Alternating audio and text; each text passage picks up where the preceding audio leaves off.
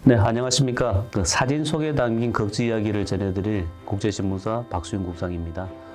저는 극지를 탐험한 많은 탐험가들 중은 오늘 강의는 세클턴에 대한 이야기로 시작을 하고자 합니다.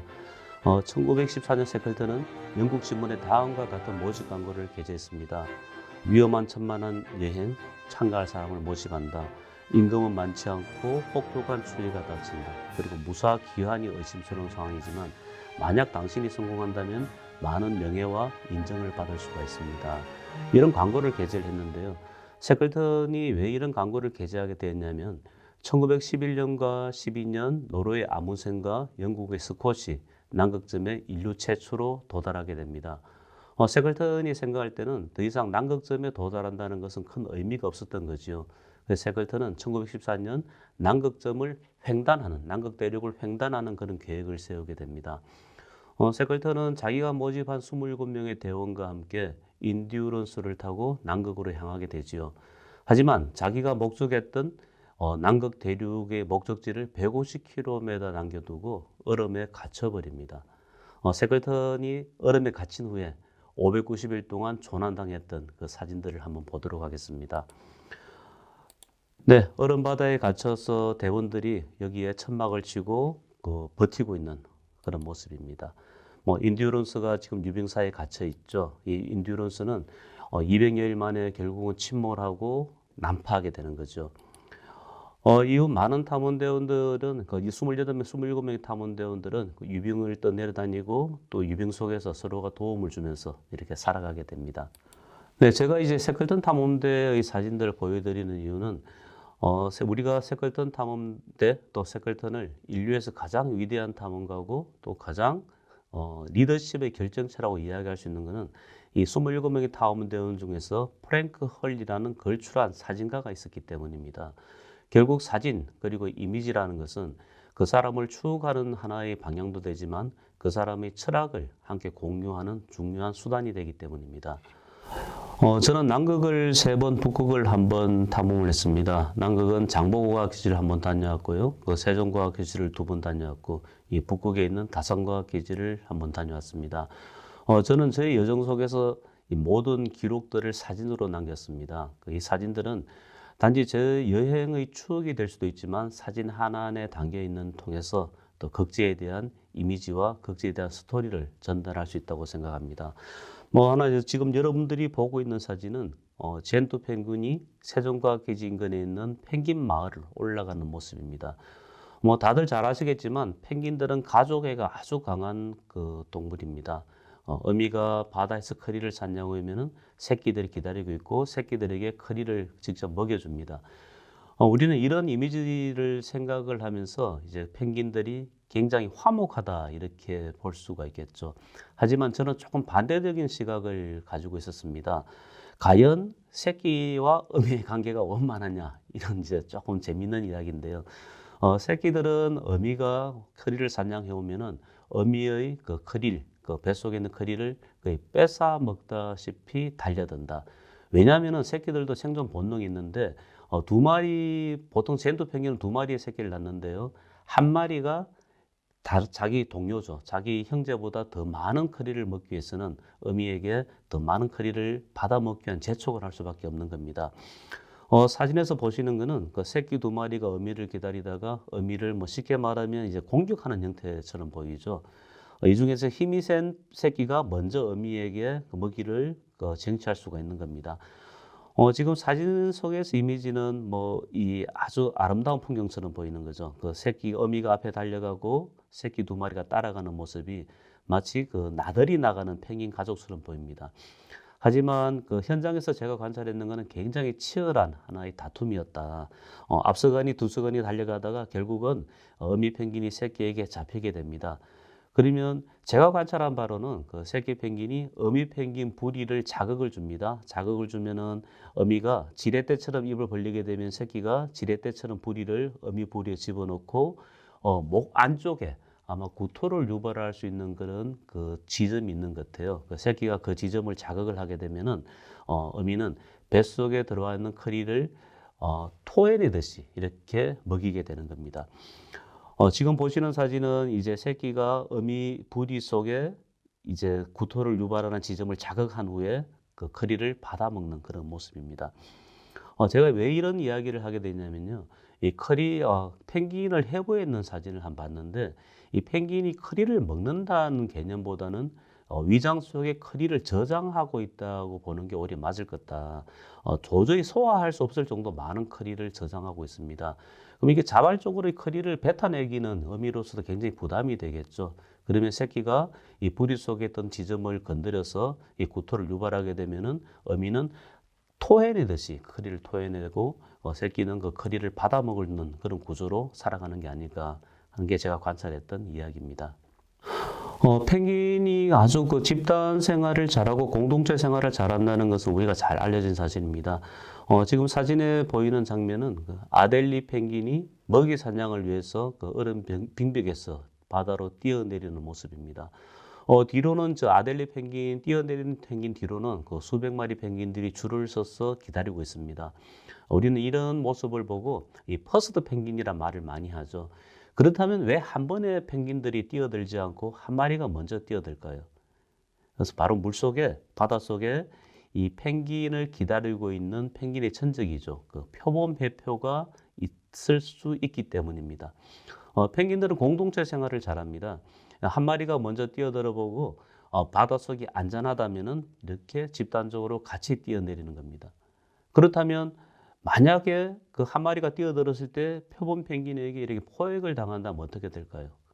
이 펭귄들은, 다른 펭귄들은 이 바다로 뛰어들지 않고 다른 쪽으로 향하게 되겠죠. 이것이 바로 펭귄들이 이 최소 희생을 통해서 종족을 보존하는 하나의 공동체 삶의 방식이 아닐까 그런 생각을 합니다. 물론 이런 이제 펭귄에 대한 퍼스트 펭귄 이야기나 공동체적인 삶에 대해서 많은 이야기들이 오고 가고 있지만 이렇게 사진으로 기록되고 이미지로 전달하는 방법을 통해서 우리는 사실을 더 명확하게 정리할 수가 있는 겁니다. 펭귄들은 집단 보육 또 공동체 생활을 잘합니다. 이렇게 이제 새끼 펭귄들을 한 군데 모아놓고 집단 보육하는 방법을 펭귄 유치원이라고 하죠. 좀 전에 이미지에서 보여드렸듯이 바다로 먹이 사냥을 갈 때 한 마리가 먼저 뛰어들고 나머지 펭귄들이 기다리는 것과 같이 땅 위에서도 펭귄들은 어미들이 먹이 사냥을 하러 가기 전에 먹이 사냥을 떠났을 때 새끼 펭귄들을 한 장소에 모아두고 집단 보육을 하는 겁니다. 지금 사진에서 보이는 것이 가운데 있는 새끼들이 새끼 펭귄들입니다. 마을에 모이는 새끼 펭귄들이죠. 그럼 양가에 한 4마리 정도 어미 펭귄들이 집단적으로 이 새끼들을 보육을 하는 겁니다. 사람들은 이런 모습을 펭귄 유치원이라고 하죠. 그러면 땅 위에 있는 펭귄들은 왜 이렇게 집단 보육을 해야 될까? 왜 새끼들을 이 공동체에서 같이 지켜야 될까? 바로 땅 위에는 펭귄을 노리는 스큐아라는 무서운 새가 있기 때문입니다. 스큐아는 맹금류입니다. 날개를 펴게 되면 거의 1m 정도나 되는 큰 새인데요. 스큐아는 펭귄처럼 그 물갈퀴를 가지고 있지 않고 또 펭귄처럼 수영을 잘 할 수가 없습니다. 그럼 혹독한 남극에서 땅 위에서 먹을 게 없어요. 펭귄은 바다에서 수영을 하면서 크리를 사냥할 수 있지만 스큐아는 크리 사냥을 잘 할 수가 없습니다. 결국 스큐아는 자기 새끼를 키우고 자기가 또 살기 위해서는 이 펭귄 알을 훔쳐 먹거나 약한 펭귄을 잡아먹을 수밖에 없습니다. 그래서 사람들은 스큐아를 도둑갈매기라 부르죠. 저는 펭귄 마을에서 스큐아가 이제 펭귄 알을 훔쳐가는 장면을 한 3일 정도 관찰을 했었는데요. 펭귄들이 모여 있으면 스큐아가 이제 펭귄 마을을 선회를 합니다. 선회를 하다가 가장 만만한 펭귄 쪽으로 내려앉습니다. 그럼 펭귄들은 긴장하겠죠. 자기 알을 훔쳐 먹으러 이제 스큐아가 나타나니까. 그럼 펭귄들은 이 옆에 있는 펭귄에게 자기 도움을 청합니다. 막 소리를 막 지르죠. 꽥꽥 소리를 지르면 그 마을에는 모두가 커리를 사냥을 떠나는 게 아니고 가장 힘센 펭귄 2~3마리가 그 마을을 지키고 있는 불침범을 서는 pengin들이 있습니다. 그런 위기에 처한 펭귄을 구조하기 위해서 이 펭귄들이 달려오는 거죠. 저는 정말 흥미로운 상황을 관찰했는데요. 1대1로 펭귄과 스큐어가 싸우면 스큐어가 이깁니다. 스큐어는 아주 무서운 새거든요. 하지만 2마리 정도 펭귄이 달려들면 스큐어가 도망을 갑니다. 이게 이제 남극에 남겨져 있는 하나 자연의 법칙이 아닐까. 결국은 모든 스큐어가 모든 펭귄 알을 먹어버린다면 남극에는 펭귄이 멸종하겠죠. 하지만 모든 펭귄이 스큐어의 공격을 다 막아버리면 스큐어가 멸종하겠죠. 그래서 이 남극에는 적절한 힘의 균형이 맞추어져 있다. 그게 바로 이제 1대1과 1대3의 법칙이 아닐까, 1대2의 법칙이 아닐까. 둘이가 1대1로 붙으면 스퀘어가 이기도록, 2대1로 붙으면 펭귄이 이기도록 이렇게 맞춰져 있는 게 남극의 힘의 균형이다. 그렇게 생각합니다. 이러한 자연의 섭리에서 만약 특정한 뭐 인류가 개입한다든가 환경 오염으로 한 종족이 멸종한다든가 그렇지 않은 한에는 이 자연의 법칙은 계속 이어지리라 생각을 합니다. 네, 지금 보시는 사진은 그 스퀘어가 펭귄 알을 사냥하는 데 성공했는 모습입니다. 왼쪽에 보시면요. 이 두 마리가 같이 펭귄을 협공을 합니다. 한 마리가 앞에서 이제 뒤에서 펭귄을 자극을 하게 되면은 펭귄이 앞으로 좀 움직이겠죠. 그때 배 밑에 깔고 있던 알이 노출이 됩니다. 그럼 뒤에 있던 스퀘어가 알을 탁 잡아서 낚아채 갑니다.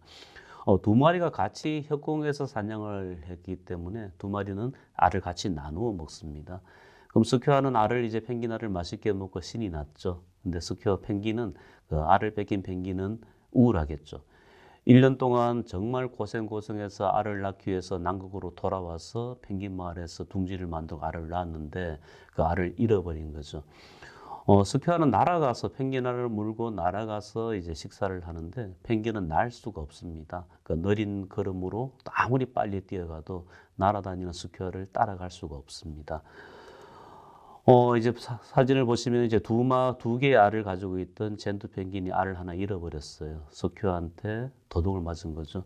그럼 주위에 있던 펭귄들이 위로를 하기 위해서 또 놀래서 달려옵니다. 하지만 어쩔 수 없는 거죠. 이미 스퀘어 알을 물고 날아가 버렸으니까요.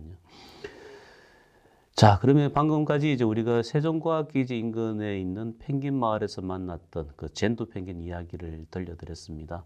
지금 보시는 이미지는 그 장보고 과학기지에서 한 2.8km 정도 떨어져 있는 그 케이프 워싱턴이라는 곳입니다. 이곳은 남극에서 아주 유명한 곳인데요. 그 황제 펭귄들이 집단으로 모여서 겨울을 나는 곳입니다.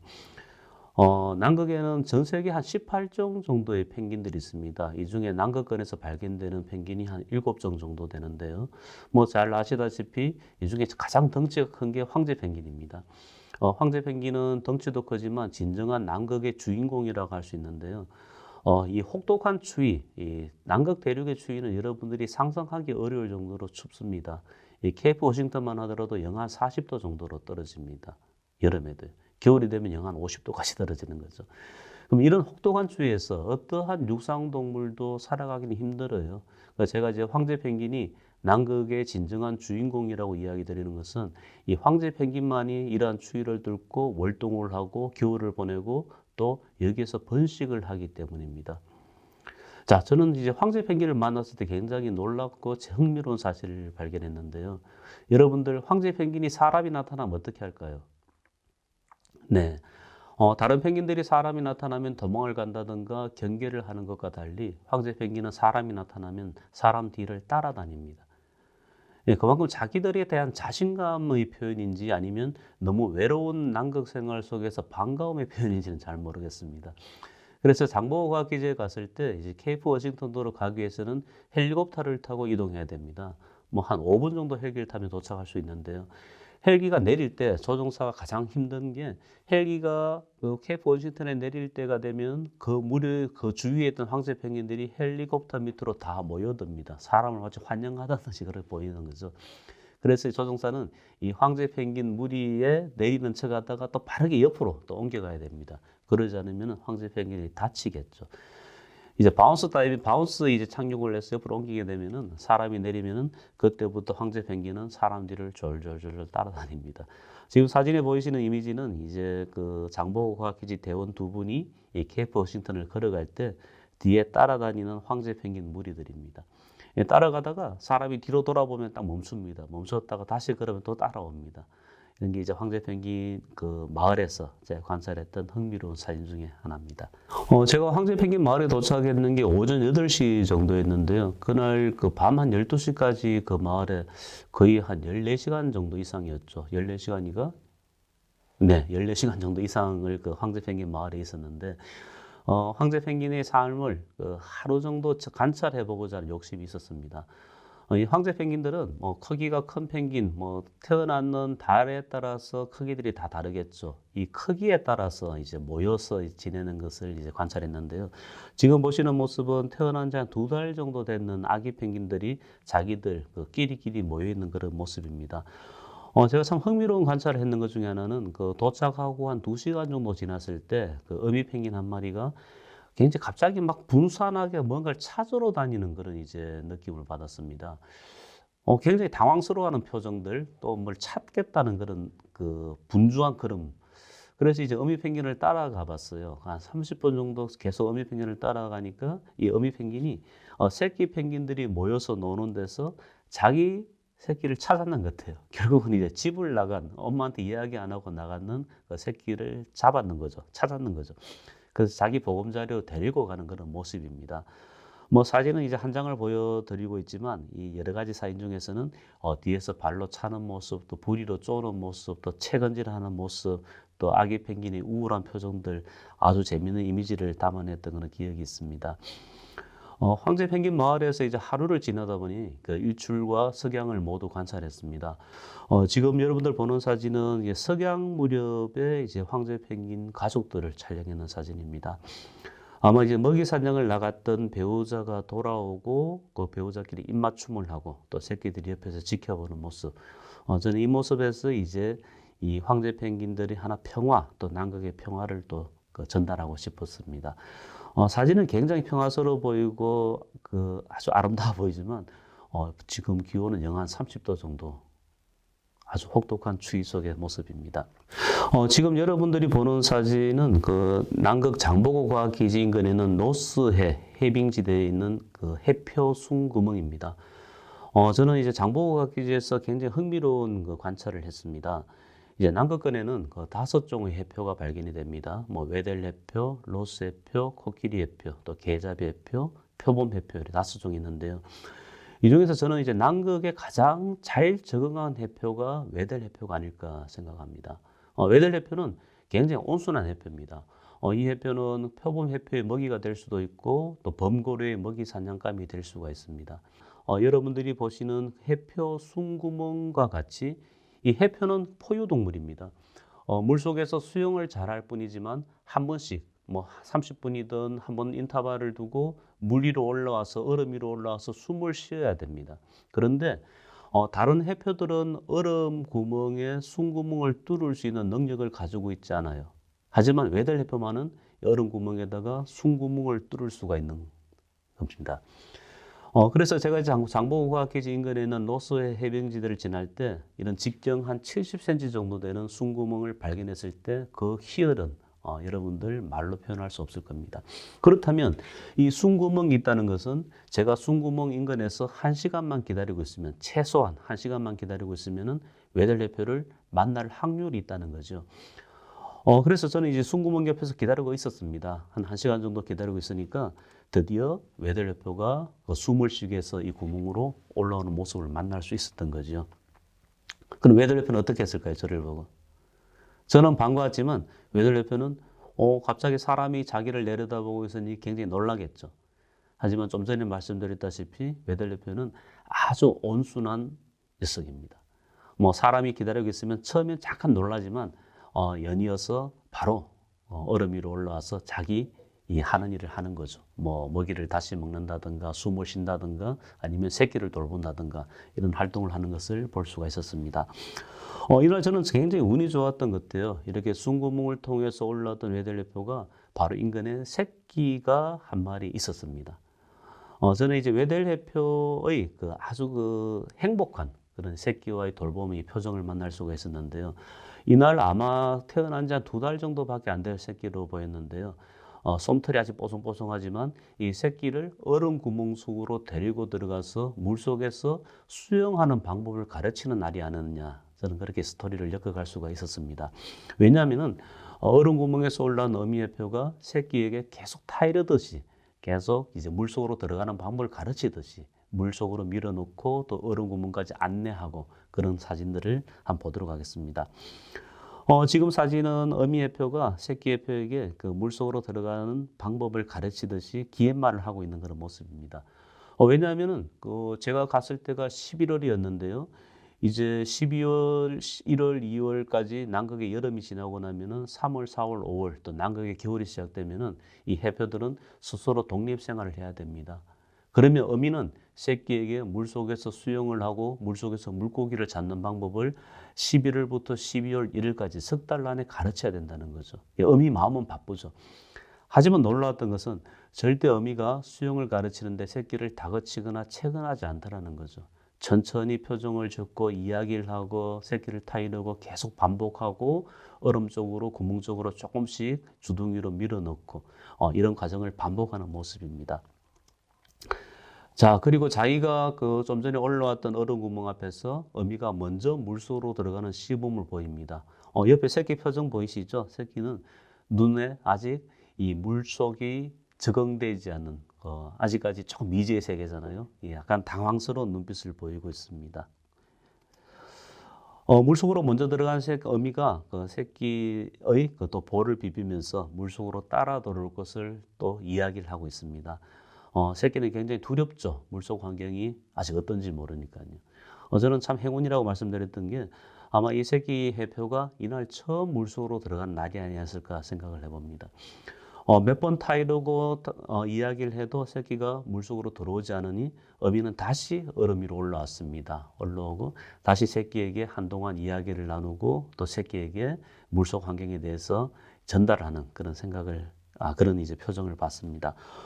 결국 새끼가 물속으로 들어갔습니다. 한 2시간 정도의 그 망설임을 시간을 보냈는 것 같아요. 새끼가 물속으로 들어오니 어미가 새끼와 볼을 비비면서 새끼를 격려하는 그런 모습입니다.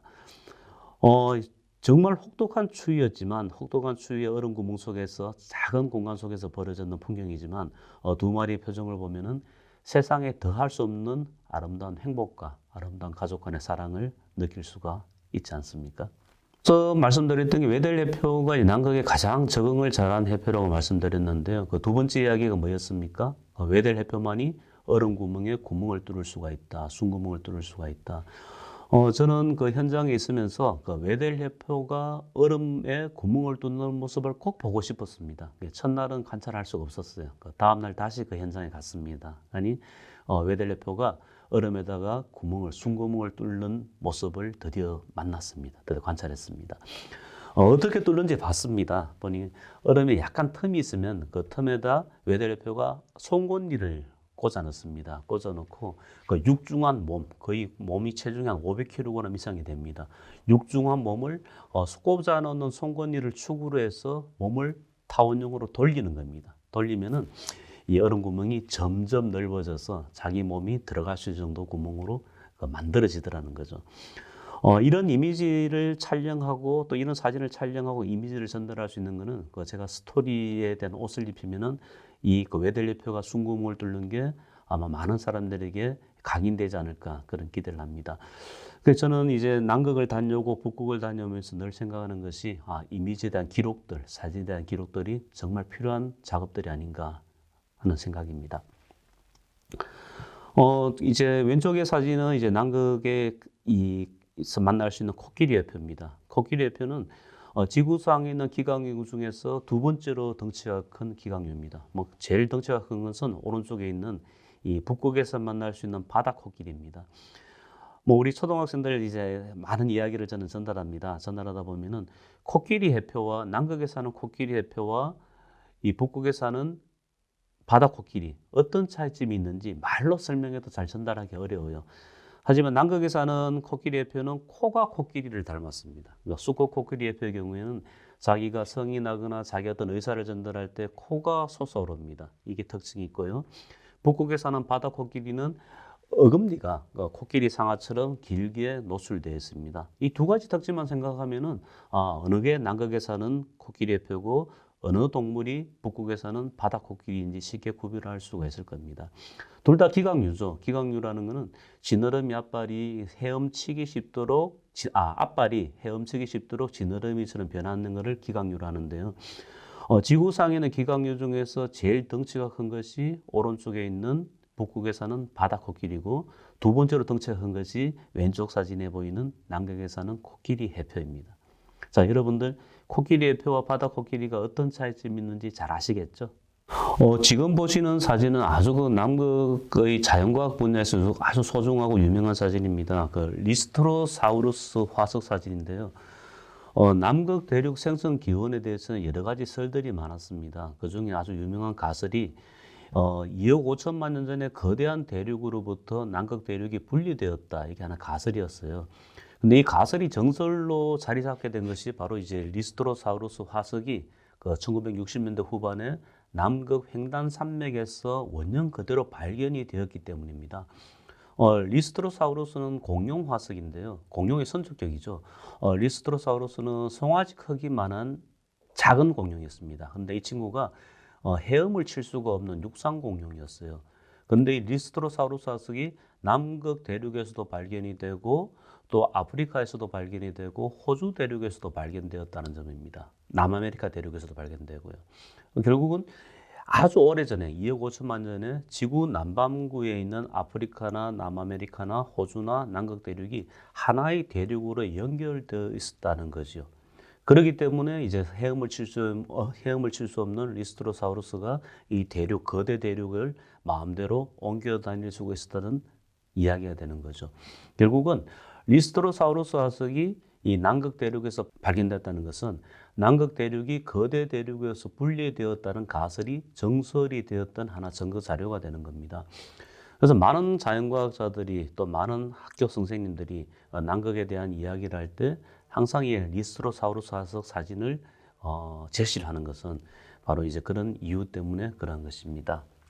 지금 보이는 사진은 이제 북극여우 사진인데요. 보통 우리가 생각할 때는 북극여우는 털이 무슨 색이라 생각하죠? 털이 흰색이라 생각합니다. 하지만 북극여우는 겨울에만 털이 흰색으로 바뀌고 봄, 여름, 가을에는 털이 회색입니다. 이거 보호색이라 하죠. 회색으로 보호색을 가지고 있다가 눈이 내리면은 배경이 희게 되니까 털 색깔이 흰색으로 바뀌는 겁니다. 이런 이야기들을 우리는 말로서 많이 하지만 사진으로서 이 두 장의 사진으로서 대비를 하면은 더 이해하기가 쉽지 않느냐 그런 생각입니다. 남극 대륙은 정말 거대한 대륙입니다. 거대한 땅덩어리입니다. 이제 한반도 면적의 62배나 되는 거대한 대륙인데요. 이 거대한 대륙의 98%가 얼음으로 덮여 있습니다. 가장 얼음이 두껍게 얼어 있는 곳은 4,000m가 넘는데 평균적으로 약 2,000m 정도의 얼음이 덮고 있습니다. 저는 남극 대륙이 얼음의 왕국이라는 이야기를 할 때 항상 이 사진을 제시를 합니다. 빙산 밑에 있는 부분을 보여드리고 또 빙벽의 모습을 같이 이제 반수면 촬영으로 보여드리는 건데요. 이 남극 대륙이 얼음의 대륙이다 보니 우리는 얼음에 대한 여러 가지 이야기를 할 수가 있습니다. 얼음의 종류도 뭐 해빙이 있고 유빙이 있고 빙산이 있고 또 빙하 등이 있습니다. 이런 전문적인 이야기들은 다음 기회에 또 한번 들려드릴 수 있겠지만 남극에 얼음이 얼마나 많은지 또 어떻게 얼음으로 덮여 있는지를 사진을 통해서 설명을 드릴 수가 있습니다. 네, 저는 남극에서 한 30회 정도 스쿠버 다이빙을 통해 남극 바닷속을 관찰했습니다. 정말 춥죠. 밖에 기온도 영하 10도, 20도로 떨어지고, 이 세종과학기지 같은 경우는 영하 10도 정도, 장보고과학기지는 영하 30도, 40도가 내려가는데요. 여러분들 그럼 남극 바닷속에는 생물들이 어떤 모습을 보일까요? 많은 사람들 그렇게 생각합니다. 야, 정말 추운 곳에 바다 생물이 살 수가 있을까? 이런 생각을 하는데, 의외로 남극 바닷속은 굉장히 다양한 생물들이 살고 있습니다. 춥다는 거, 물이 차다는 거는 사람들이 기준인 거죠. 오히려 바다 생물들이 살기가 더 힘든 곳은 부산바다일 수가 있습니다. 왜냐하면요, 부산바다는 여름에는 수온이 한 30도까지 올라갑니다. 또 겨울에는 수온이 15도까지 떨어집니다. 그럼 바다 생물들에게는 이 수온 편차 15도를 극복하는 게 굉장히 힘든 에너지 소모가 될 수가 있습니다. 하지만 남극 바다는 1년 내내 아니면 10만 년, 100만 년 내내 이 기온 변화, 수온 변화가 없습니다. 항상 수온이 1도에서 영하 1.6도 정도 오르내리는 정도거든요. 그러면 수온 편차가 많이 나봤자 2도 정도밖에 편차가 나지 않으니까 이런 차가운 물에 차가운 환경에 적응했는 해양 생물이 있다면 남극 바다가 오히려 이들한테는 천국이 되는 거죠. 자기가 적응했고 자기가 살기 적합한 수온이 1년 내내 유지가 되니까 이 해양 생물들은 오히려 남극 바다가 더 안정적인 바다라고 생각할 수가 있는 겁니다. 실제로 제가 남극 바다 속에 들어가 봤을 때 길이가 한 2m 정도 되는 해조들이 쭉쭉 자라고 있습니다. 그 해조류 사이사이로는 이 많은 또 이 플랑크톤들이 모여들고, 플랑크톤을 먹기 위해서 작은 물고기를 먹기 위해서 또 큰 물고기가 모여드는 하나의 거대한 먹이망을 형성하고 있는 겁니다. 지구상에서 가장 많은 개체수를 가진 어류는 멸치입니다. 멸치가 이제 페루 연안에서 많이 발견되는데요. 이 남극 바다의 먹이망의 가장 기본이 되는 것은 그 플랑크톤 종류인 크릴입니다. 사람들은 크릴이 새우 모양을 닮았다 해서 크릴 새우를 하는데 이거는 잘못된 표현 방법이고요. 크릴은 요광류에 속하는 플랑크톤입니다. 좀 전에 말씀드렸다시피 남극 바다 속에서는 기초 생산자인 해조류가 바닷말이 쭉쭉 자라고 있으니까 바닷말은 강압성을 통해서 산소와 또 영양물질을 남극 바다에 공급을 합니다.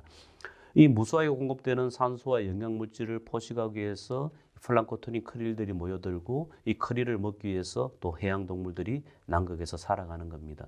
크릴이 얼마나 많으냐면요. 지구상 인류가 1년 동안 소비하는 수산물, 해산물 양이 약 1억 톤이 안 된다 그래요. 그런데 이 크릴이 1년 동안 태어나서 소멸되는 양이 약 7억 톤 이상이 됩니다. 그렇다면 이 많은 크릴을 식량 자원으로 인류가 개발하게 된다면 인류는 크게 단백질 걱정을 하지 않아도 되겠죠. 하지만 크릴을 또 너무 많이 남획하게 되고 너무 많이 잡아들이게 되면 남극에서 크릴을 기반으로 살아가는 고래나 물개나 펭귄들이 또 어려움에 처하겠죠. 그래서 적절한 균형을 맞추는 지혜가 필요하지 않을까 생각을 합니다. 지금 사진에 보이는 제 표정이 굉장히 굳어 있는데요. 이때 좀 추웠어요. 추웠고 물속으로 들어가서 이제 수중 활동을 마치고 올라오는데 위에 얼음이 갇혀 있는 거예요. 뭐 바닷물은 영하 1.9도에 오니까 바닷물이 꽝꽝 얼 정도는 아니었는데 이 바다 위에 떠다니는 얼음 조각들은 빙산에서 떨어져 있는 민물이 얼었는 조각들입니다. 이 얼음 조각들이 바람에 밀려서 한 군데로 모이게 되고 민물은 영하 0도에 오지 않습니까? 0도에 얼게 되니까 이 얼음 조각들이 서로 엉겨 붙어서 하나의 거대한 얼음 장판을 만들어 버렸습니다. 그래서 제가 이제 얼음 장판을 뚫고 올라오느라 굉장히 이제 곤혹스러웠던 그 기억이 있습니다.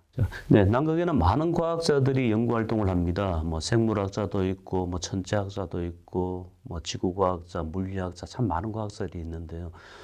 저는 남극을 3번 탐험하고 북극을 1번 탐험을 하면서 가장 흥미로운 과학 분야를 그 빙하학이라는 학문을 한번 접하게 되었습니다. 빙하학은 뭐냐면은 남극 대륙이나 북극 대륙에 덮고 있는 얼음을 연구하는 학문이 빙하학입니다. 여러분들 좀 전에 제가 남극에는 평균 약 2,000m 정도의 얼음이 그 사이에 있다 했는데 그럼 남극은 왜 이 얼음들이 생겼을까요? 이거는요.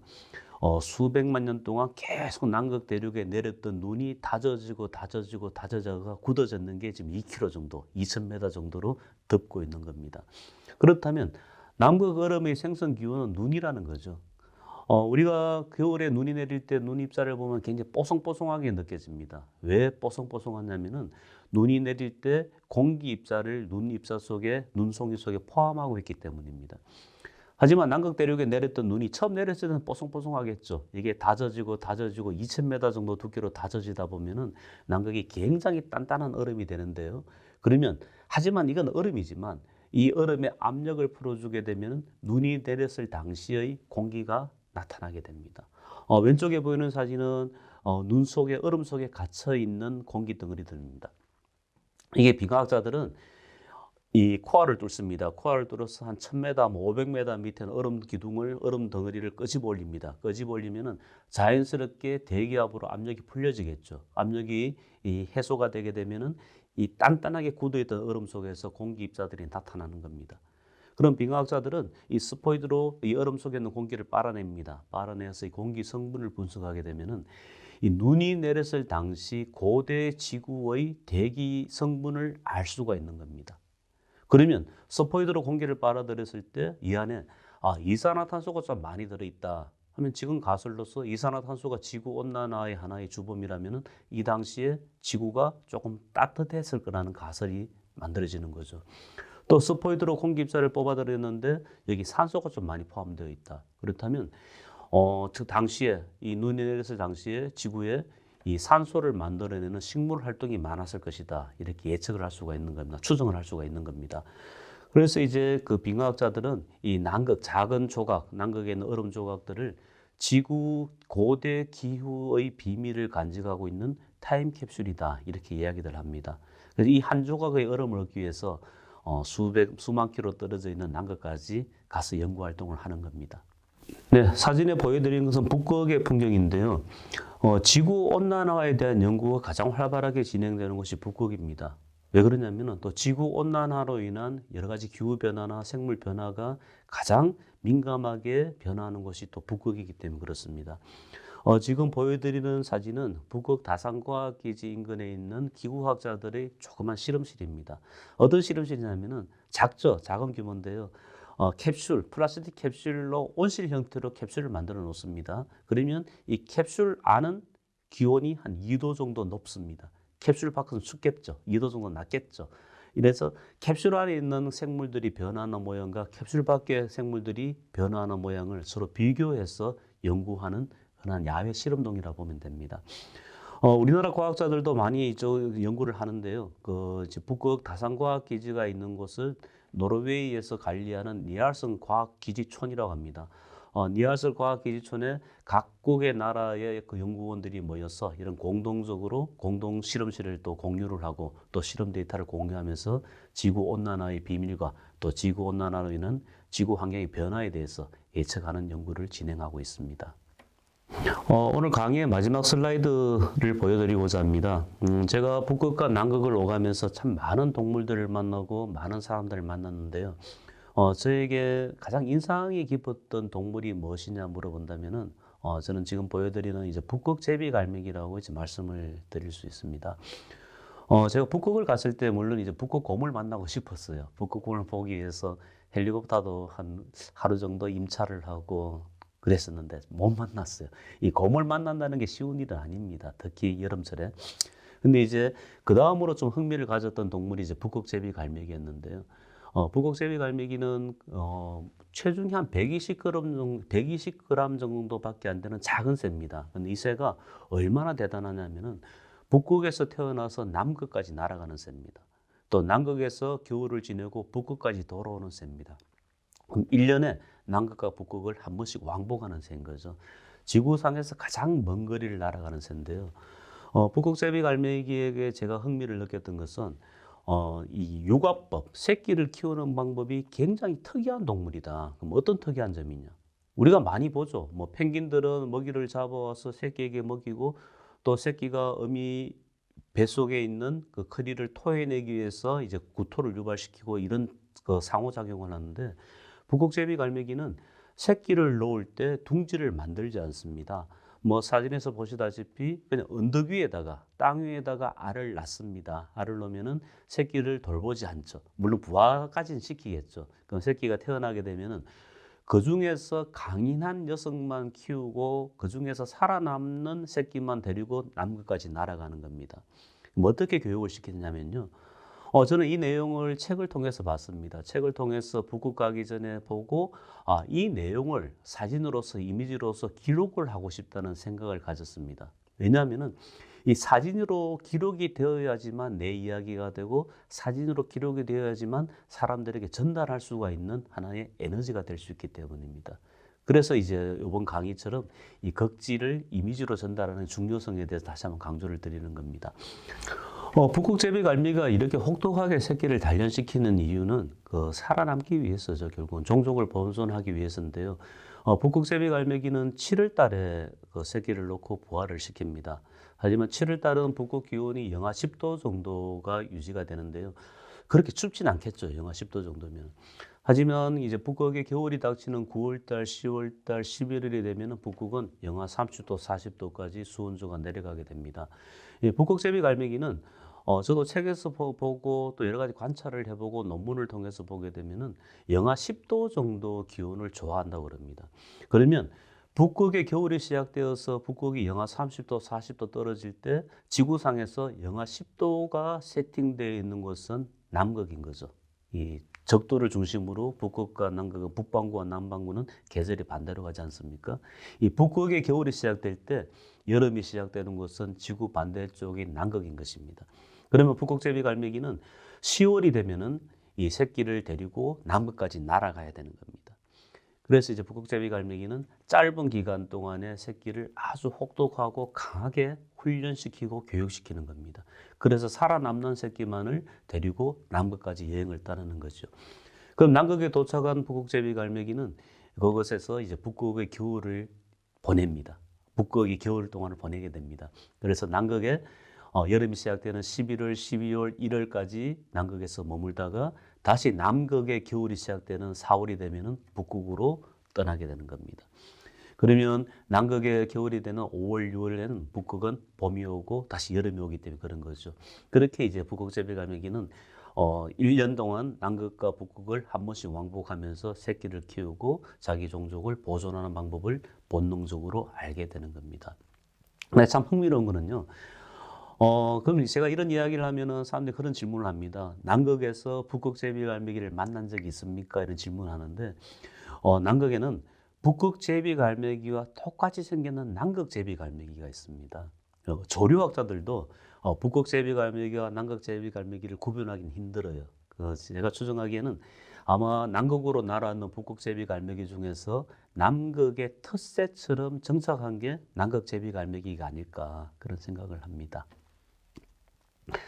지금 보여드린 사진은 아까 말씀드린 대로 이제 어미가 그 먹이를 가지고 언덕 밑에 던지고 언덕 위로 던지고 하니까 새끼가 생뚱맞은 표정을 짓는 그런 모습입니다.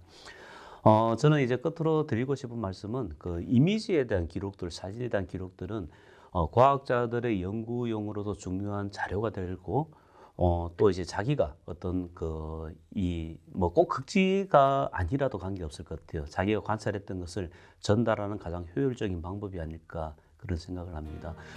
강의 초반에 말씀드렸다시피 세클턴의 이제 탐험에서 우리가 세클턴을 그 위대한 탐험가라 칭송하고 또 리더십의 결정체라고 이야기할 수 있었던 것은 세클턴 탐험대의 모든 과정을 기록했던 사진사가 있었기 때문에 가능했다. 그 말씀을 끝으로 강의를 마치도록 하겠습니다. 감사합니다.